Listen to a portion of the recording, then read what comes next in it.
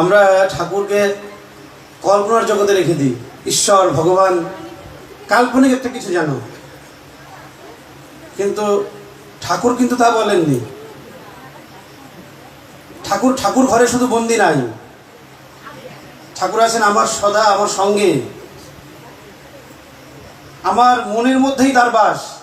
আমার বাড়িতে ঠাকুর ঘরে তিনি থাকেন না, তিনি সদা সর্বদা আমার সঙ্গে থাকেন, আমার ব্যবহারে, আমার আচরণে, আমার কথায়, এ সব কিছু দিয়ে তার প্রকাশ। আর যদি এর প্রকাশ না হয় তাহলে ঠাকুর নাই, ঠাকুর নেই, ঠাকুর বলে কিছু নেই। ঠাকুর বাস্তব তখনই যখন আমার প্রত্যেকটি কথা, প্রত্যেকটি আচরণ, চলা বলা যা কিছু তার মধ্য দিয়ে তিনি প্রকাশিত হবেন। সুমিষ্ট ব্যবহার, সুমিষ্ট বাক্য, যে আচরণ বাক্য কর্ম বাঁচা বাড়ার উৎস হয় তাকেই জানি ধর্ম বলে, নইলে ধর্ম কিছুই নয়। ঠাকুরের কথা ঠাকুর বলছেন, যে আচরণ, যে ব্যবহার, যে আচরণ বাক্য কর্ম বাঁচা বাড়ার উৎস হয় তাকেই জানি ধর্ম বলে, নইলে ধর্ম কিছুই নয়। অনেকের বাড়িতে এরকম আছে, বছরে একবার দুবার বিশাল করে সৎসঙ্গ হয়, বিশাল সৎসঙ্গ, প্রচুর মানুষ সেখানে উপস্থিত হয়, প্রচুর দাদারা মায়েরা আসেন দূর দূরান্ত থেকে, প্রসাদের ব্যবস্থা থাকে, আরও অনেক কিছু ব্যবস্থা থাকে। কিন্তু সেই বাড়ির মানুষগুলো যারা ঠাকুরের এই বিশাল সৎসঙ্গের আয়োজন করেছেন, তারা যদি ঠাকুরকে বাস্তবভাবে অনুভব না করেন, সেই পরিবারের যারা সদস্য রয়েছেন তাদের চলায় বলায় যদি ঠাকুর ফুটিয়ে না ওঠে, তাহলে সেই অনুষ্ঠানটা সেটা মেকি, সেটা অর্থহীন। ঠাকুর এই সৎসঙ্গের কথা বলেননি। ঠাকুর বলছেন, তার অদ্ভুত একটা কথা, তিনি বলছেন যে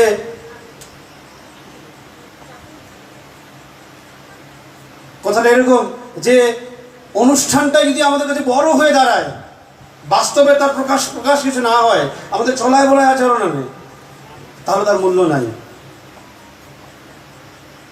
পথ খুঁজে তুই কাল হারালি অনুষ্ঠানের মোহরায়। অনুষ্ঠান করতে করতে সব গেল। দেখবেন অনেকের বাড়িতে সৎসঙ্গ হয়, কিন্তু সৎসঙ্গটাকে ঠিক অনুভবই করতে পারে না। সৎসঙ্গটা ঠিক কী হলো?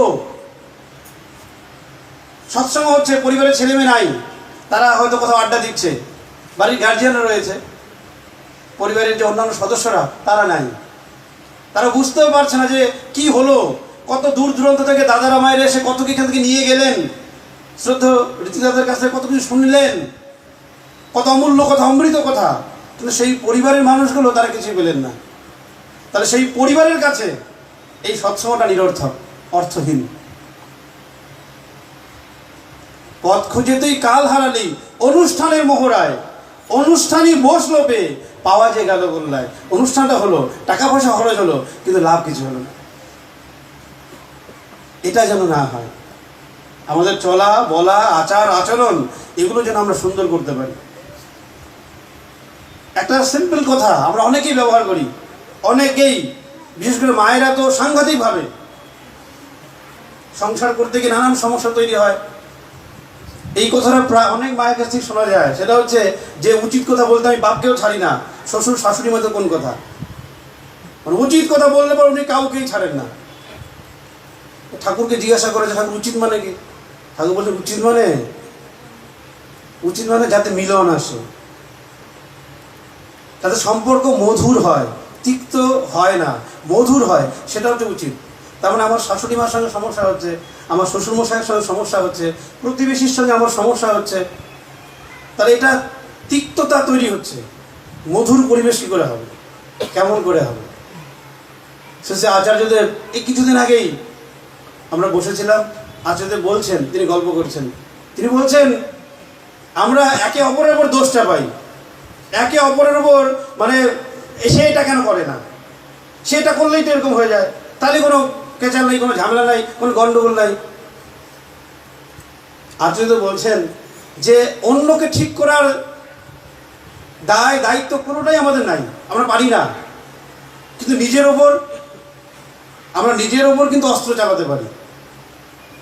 একটা মন্দির, সবাই তাকে নিয়ে আছি, একই তো আরাধ্য দেবতা, সেই ঠাকুর, শ্রী ঠাকুর তো আমাদের প্রত্যেকের আরাধ্য দেবতা। কিন্তু দেখবেন তারপরেও কিন্তু একজন গুরু ভাই একজন গুরুর মধ্যে মাঝখানে বিশাল ফারাক। এই ফারাকটার কারণটা কি? মনের মিল হচ্ছে না কেন?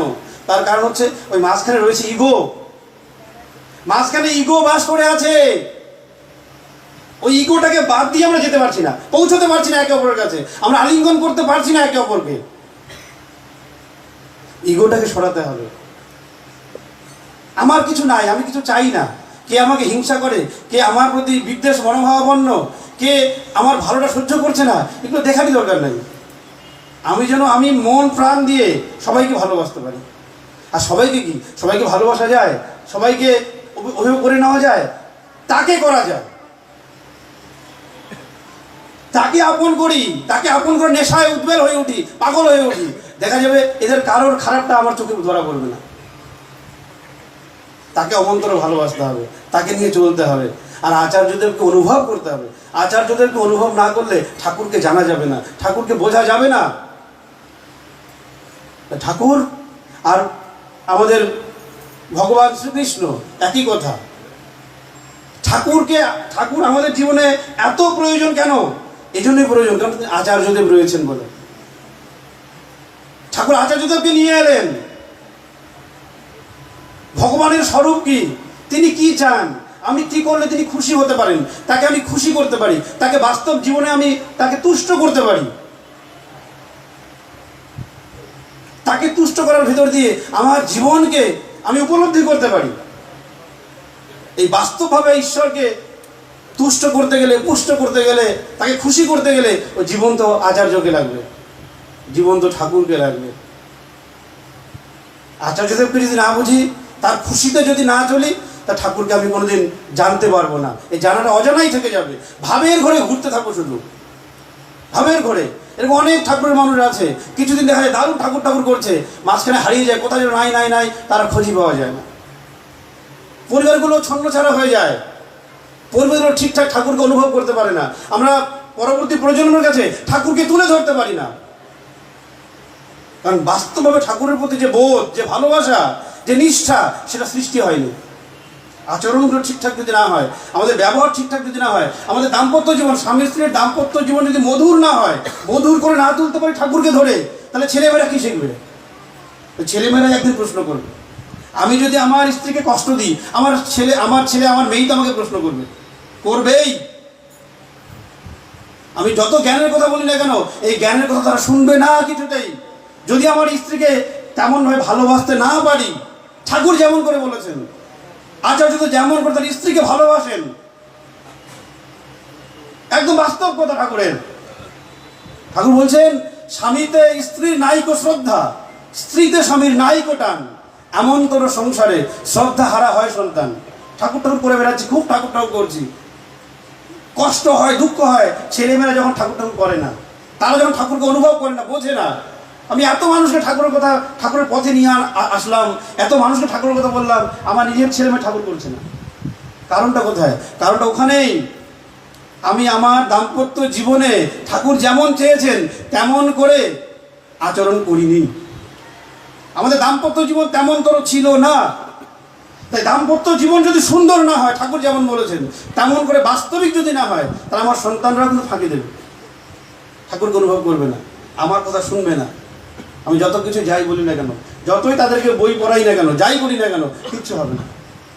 আর যে সন্তান বাবা মাকেও বোঝে না, বাবা মার দরদ বোঝে না, বাবা মার দুঃখ বোঝে না, বাবা মার কিসে আনন্দ সেটা অনুভব করে না, সে ছেলেমেয়ের দেশের মঙ্গলের কি করবে? কিচ্ছু করবে না, স্বার্থপরই হবে সে। ডাক্তার হোক, ইঞ্জিনিয়ার হোক, আর যাই হোক না কেন, ডাক্তার হলে কি হবে? টাকা রোজগার করার একটা যন্ত্র হবে মাত্র, কিন্তু সুস্থ সংসার সে হবে না তার দ্বারা। আর সুস্থ সংসার পরিবার যদি না হয়, তাহলে সে মানুষ হিসেবে কি করবে? সমাজে মানুষ হিসেবে কিচ্ছু সে করবে না। তাই সবার আগে ঠাকুরের হতেই হবে। ঠাকুরের যে ইডিওলজি, সেটা সবার মধ্যে ঢোকাতেই হবে। একটা সুন্দর পরিবার যখন তৈরি হবে, তখন কিন্তু সুন্দর মানুষ তৈরি হবে। সুন্দর পরিবার যদি না হয়, তাহলে সুন্দর মানুষ এ সমাজে কিছুতেই আসবে না, কোনোভাবেই সম্ভব নয়। আর এটা হতে গেলেই ওই আচার্যদেবের কাছেই যেতে হবে, তাকে ভালোবাসতে হবে। ওই যে দাদা বলছিলেন না, তিনি গেলেন তার সান্নিধ্যে গিয়ে নতুন কিছু যেন একটা পথ পেলেন, নতুন একটা ভাবনা, নতুন একটা চিন্তা। আমি তো মনে করি যখন যে বাড়ি যাই সে বাড়ি নতুন না নতুন কিছু না কিছু আমি নিয়ে আসি। এ নতুনের শেষই হয় না। আমি যখনই যাই তখনই নতুন নতুন কিছু না কিছু তত্ত্ব, কিছু না কিছু ভাবনা আমার মনে কিন্তু আমি নিয়ে আসি। যখনই যাই তখন নতুনভাবে তাকে আমি পাই, যা ঠাকুরের বই পড়ে পাওয়া যাবে না, সারা দিন ধরে নাম ধ্যান করেও পাওয়া যাবে না। আমাদের নাম ধ্যানের জোর কতখানি আমরা তো জানি সবাই। 5 মিনিট নাম আমাদের হয় না, 5 মিনিট বসে থাকতে পারি না ঠিকঠাক মতো করে।